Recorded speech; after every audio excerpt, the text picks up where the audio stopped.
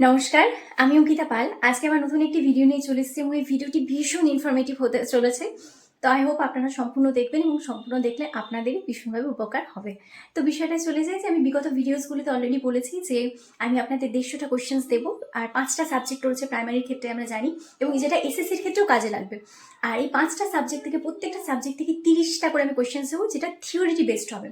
আর এর সাথে সাথে আমি আরও একটা ভিডিওসের সিরিজ আনতে চলেছি, যেখানে আমি বলে দেবো যে সিচুয়েশনাল বেসড কোয়েশ্চেন কেমন হতে পারে, যেটা কিন্তু মোস্টলি ট্রিকি। আর ওই সিচুয়েশন বেসড কোয়েশ্চেনে অ্যাজ এ টিচার হিসেবে আপনি কি করে ট্যাকেল করবেন। আপনাকে হঠাৎ করে বলতেই পারে যে একটা বাচ্চা ক্লাসরুমে পটি করে ফেলেছে, আপনি সেক্ষেত্রে অ্যাজ এ টিচার হিসেবে কি করবেন। একটি বাচ্চা বা কতগুলি বাচ্চা প্রচন্ড ডিস্টার্ব হচ্ছে, আপনার পড়াশোনায় মনোযোগ দিচ্ছে না, মানে আপনি যেটা পড়াচ্ছেন সেটা কিছুতেই শুনছে না।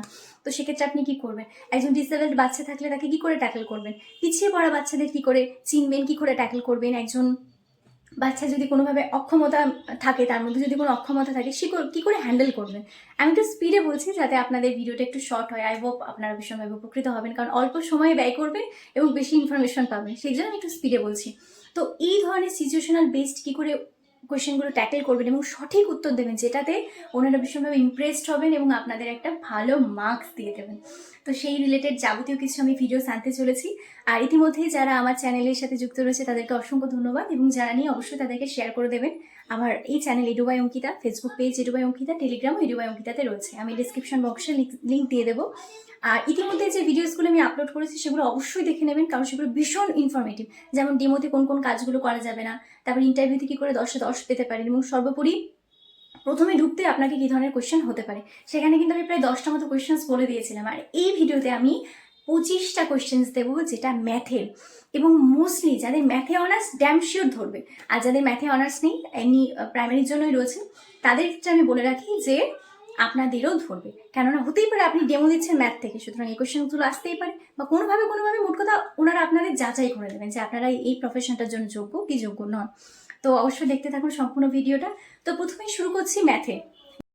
তো প্রথম প্রশ্ন যেটা আপনাদের গণিত থেকে জানা প্রয়োজন, সেটা হচ্ছে গণিত কাকে বলে।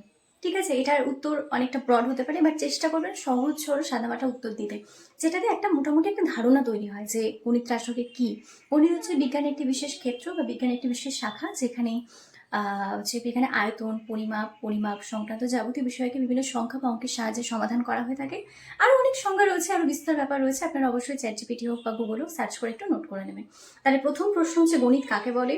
অবশ্যই অনেকে আবার বলবেন যে ম্যাডাম এটা বললেন না, সেটা বললেন না, ওটা বললেন, এইসবে যাবেন না। আপনাদের মেন উদ্দেশ্য আমি যেটা বলছি সেটা কাকে বলে জেনে নেওয়া, এবং সার্চ করে নিজের নোটস সেলে বানিয়ে নেওয়া, আর চেষ্টা করবেন সহজ সরলভাবে করার।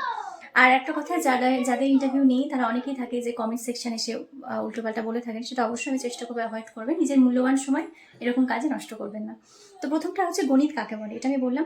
দ্বিতীয় প্রশ্ন, সবাই নোট করতে থাকুন, কেননা আমার পেছনে যেহেতু বোর্ড নিয়ে আমি জাস্ট বলছি, ধীরে ধীরে বলার চেষ্টা করছি যাতে আপনারা উপকৃত হন। প্রথম প্রশ্ন গণিত কাকে বলে। দ্বিতীয় প্রশ্ন, গণিতের জনক কাকে বলা হয়। ঠিক আছে, আর্কিমিডিসকে বলা হয়, আমরা প্রত্যেকেই জানি, এবং এর বিভিন্ন সেকশন রয়েছে, পাটিগণিত, বীজগণিত, এটা ওটা, এগুলো জানা অতটা প্রয়োজন নেই। যাদের ম্যাথে অনার্স তারা অবশ্যই জেনে নেবেন। আচ্ছা, আর ভারতবর্ষে যদি গণিতের জনক কাকে বলা হয় কথা জিজ্ঞেস করেন, তাহলে অবশ্যই সেটা আর্যভট্ট। আর্যভট্ট কোন সময় ছিল সেই সময়টা একটু জেনে নেবেন, কার সময় সমকালীন ছিল, এটুকু। তাহলে তিনটে প্রশ্ন আমরা এখান থেকে পেয়ে গেলাম। চতুর্থ প্রশ্ন হচ্ছে অঙ্ক বা ডিজিট কাকে বলে। অঙ্ক বা ডিজিট কাকে বলে আমরা প্রত্যেকেই জানি যে অঙ্ক বা ডিজিট হলো একটা প্রতীক চিহ্ন, তাই তো। সংখ্যার প্রতীক চিহ্নকে অঙ্ক বা ডিজিট বলে। এটা আরও সংখ্যা হতে পারে, বাট জাস্ট বোঝানোর জন্য আমি এটা বুঝিয়ে দিলাম আপনাদের। আর সংখ্যাটা কাকে বলে, প্রতীক চিহ্নটা যখন আমরা বলি মানে ধ্বনি বর্ণের মতো অনেকটা, যখন লিখছি তখন সেটা বর্ণ, যখন বলছি সেটা ধ্বনি। এই সংখ্যা আর ডিজিটটা বিষয়টা অনেকটা একই। তাহলে এটা গেল। তাহলে 5 নম্বর প্রশ্ন আমি বললাম যে সংখ্যা কাকে বলে। ঠিক আছে, এবার যখনই সংখ্যা কাকে বলে আপনি বলবেন, হঠাৎ করে প্রশ্ন আসতে পারে তাহলে সংখ্যার প্রকারভেদগুলো বলো। তাহলে এই ভিডিওতে আমি জাস্ট একটা ছকের মতো প্রকারভেদগুলো বলে দিচ্ছি, আপনারা একটা ছবির মতো মাথায় রাখবেন, তারপরে এক এক করে প্রশ্নগুলো বলবো, আপনারা নোট করতে থাকবেন। 6 নম্বর প্রশ্ন, সংখ্যা শ্রেণী বিভাগ। আমি জাস্ট বলে দিচ্ছি, আপনাদের এত ডিটেলস জানার দরকার নেই, তাহলে বেসিক কনসেপ্ট রাখবেন, মানে বেসিক। যারা ম্যাথে অনার্স অবশ্যই আমার থেকে অনেক কিছু জানেন, যেহেতু আমি ম্যাথে অনার্স নই তাই এই বিষয়ে বলবো না। আচ্ছা, তাহলে সংখ্যাকে দুটো ভাগে ভাগ করা যায়, একটা বাস্তব সংখ্যা, একটা অবাস্তব সংখ্যা। অবাস্তব সংখ্যার যেটা প্রয়োগ নেই, আমাদের জানার প্রয়োজনও নেই। বাস্তব সংখ্যাকে আবার মূলত দুটো ভাগে ভাগ করা যেতে পারে, একটা হচ্ছে মূলদ সংখ্যা, একটা হচ্ছে অমূলদ সংখ্যা। মূলদ সংখ্যাকে আবার 2-3টে ভাগে ভাগ করা যেতে পারে, যেমন রয়েছে আমাদের যে পূর্ণ সংখ্যা, তারপরে হচ্ছে যেমন ধনাত্মক পূর্ণ সংখ্যা রয়েছে, ঋণাত্মক পূর্ণ সংখ্যা রয়েছে, শূন্য রয়েছে। আচ্ছা, আর ভগ্নাংশের ক্ষেত্রে যেমন অনেক ভাগ রয়েছে, সেটা হচ্ছে অসীম ভগ্নাংশ, সসীম ভগ্নাংশ, তার মধ্যে আবার ভাগ রয়েছে প্রকৃত ভগ্নাংশ কাকে বলে, অপ্রকৃত ভগ্নাংশ কাকে বলে, মিশ্র ভগ্নাংশ কাকে বলে, তারপরে দশমিক ভগ্নাংশ কাকে বলে। ঠিক আছে, এই যে বেসিক একটা কনসেপ্ট, একটা ছক, সেই ছকটা আপনাদের মাথায় রাখতে হবে। আচ্ছা, আমি ডায়েরিতে নোট করে রেখেছি যাতে আপনাদের পরপর বলতে সুবিধা হয়, কারণ অনেক সময় কি হয়, অনেক কিছু মিস হয়ে যায়। তো সেই জন্য আমি আমার ডায়েরিটা ইউজ করছি। আই হোপ আপনারা এটা পজিটিভভাবেই নেবেন। তো যেটা আমি বললাম, তাহলে সংখ্যাকে দুটো ভাগে ভাগ করা যায়, একটা বাস্তব সংখ্যা, একটা অবাস্তব সংখ্যা। বাস্তব সংখ্যাকে আবার দুটো ভাগে ভাগ করা যায়, একটা হচ্ছে মূলদ সংখ্যা, একটা অমূলদ সংখ্যা।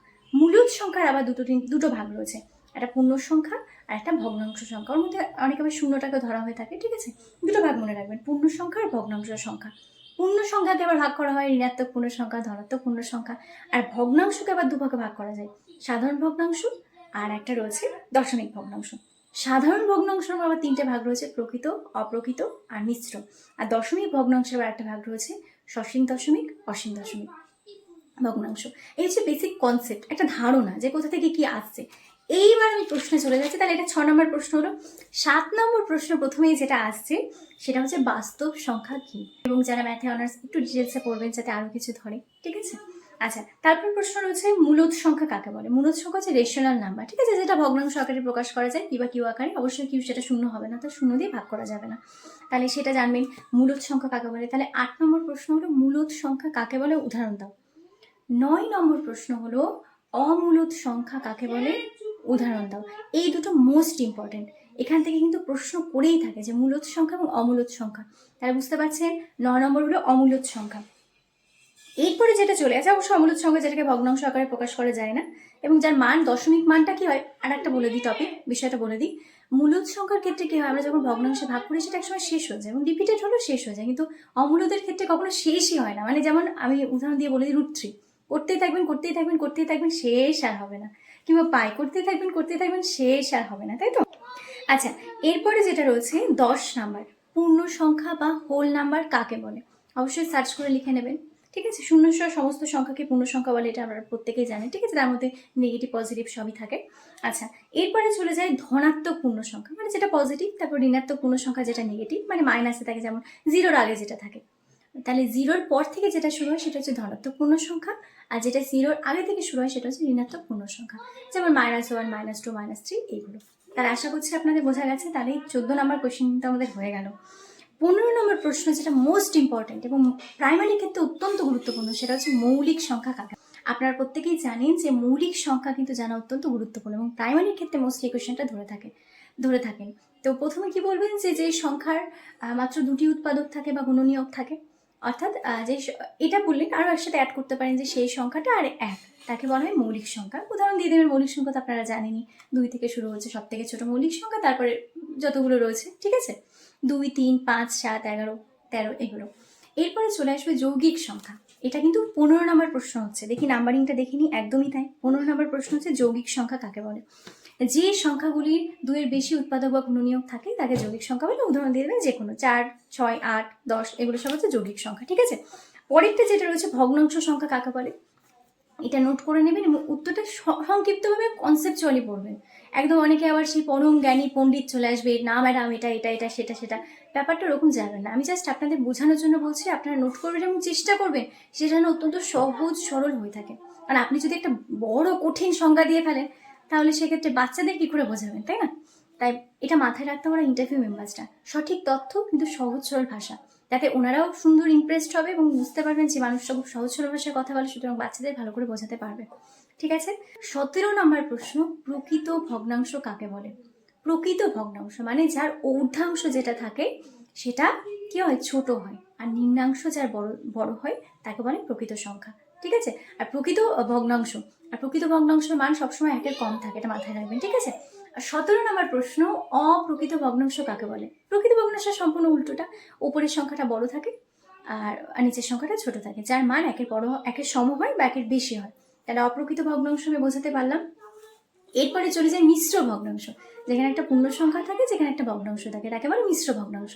এগুলো কিন্তু নোট করতে থাকবেন, একটা কনসেপ্ট রাখবেন, যে একদম ডিটেলস ম্যাথে অনার্স যেরকম বলছেন এরকম দরকার নেই, বাট একটা কনসেপ্ট রাখা। তাহলে 18 নম্বর প্রশ্ন, মিশ্র ভগ্নাংশ কাকে বলে।